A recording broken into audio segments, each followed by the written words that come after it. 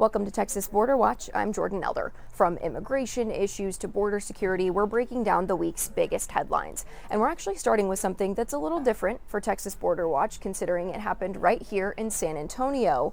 But it's an example of how national policies are having a local impact. You might be wondering, why is this man in a tree? This is a 29-year-old Guatemalan man who stayed up in a tree for 6 hours, maybe even more than that, to avoid being arrested and deported. And our cameras were there the entire time. Several agencies had to get involved after Raul Ical jumped out of a vehicle and ran after a traffic stop. He had a deportation order. The Department of Homeland Security tells us he entered the U.S. unlawfully back in 2013 and was deported back to Guatemala less than a month later. At some point later on, they don't know exactly when, he came back into the U.S. There was a warrant for his arrest and federal criminal charges filed against him for illegal re-entry after deportation. Negotiators spent hours out here trying to persuade Ical to come down from the tree. After several hours, he did finally surrender peacefully. Ical is now in federal custody, and he was actually in court for the first time this week, facing those charges for criminal re-entry.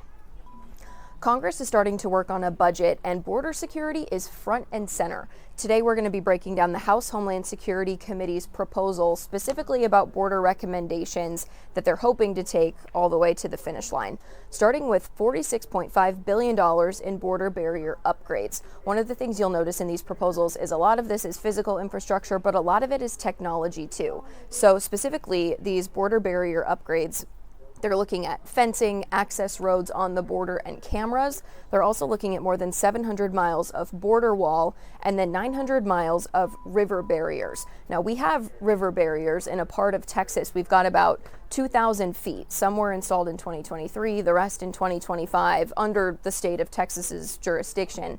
We could see barriers like that, like the buoys rolling out in other parts of the border and potentially at the northern border as well.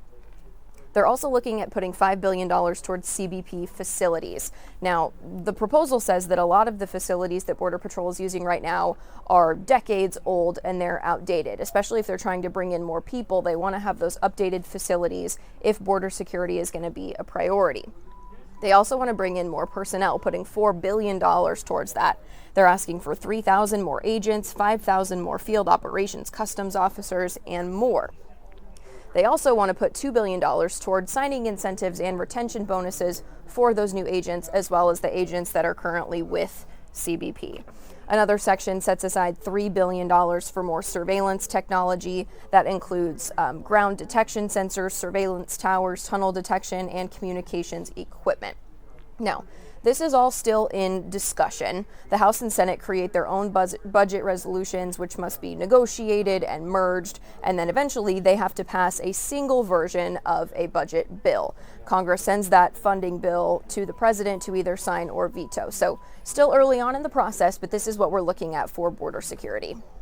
For years now, there has been a very troubling trend in a lot of major Texas cities. Stolen cars are being taken down to the border and used for the cartels or for criminal enterprises. But as Aryami Virhan found out, this isn't just petty theft. A lot of it is exploiting weaknesses in the rental car industry. She digs into that this week.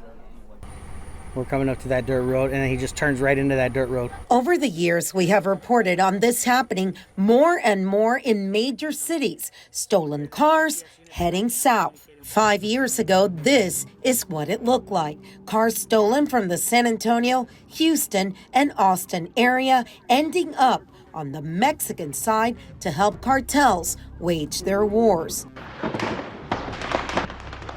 There's been some real bad gun battles in No Laredo, and we are doing our jobs by keeping from these vehicles going south and then being utilized by the cartels. 5 years later, social media is being used. Criminals use it to recruit people, younger drivers, to rent cars, purchase a collision damage waiver. That's a contract that protects the renter from liability, and then simply leave the keys in the car, and in the morning, it will be gone. That's incredibly shocking. It's just the most, brazen type of crime. Craig Sepich is with the National Insurance Crime Bureau, or NICB. They're supporting a bill introduced by Texas State Representative John Lujan of San Antonio to stop the criminal conspiracy attacking car rental companies. It's kind of addressing that shortcoming, where people may not have been as forthright in working with investigators, the law enforcement rental car agency, and just tightening up, those parameters to ensure that, people are not intentionally exploiting loopholes. Lujan's proposed bill would void what is known as a collision damage waiver, or CWD.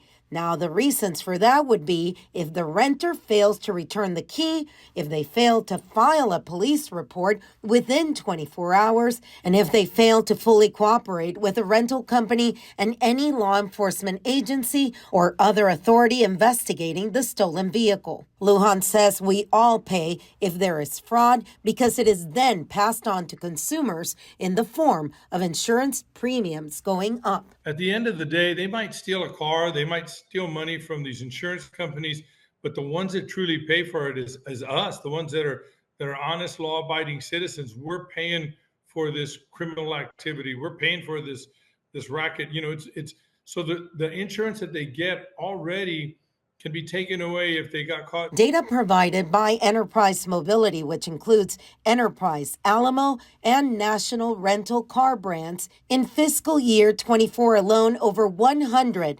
unrecovered vehicles from its Houston and San Antonio regions were confirmed by license plate readers as crossing the border. Over 70% of those vehicles had an active CDW, leaving rental companies with no recourse for recovery. Analysis that we've conducted, we currently have San Antonio ranked as 18th in the nation for metropolitan areas for vehicle theft rates.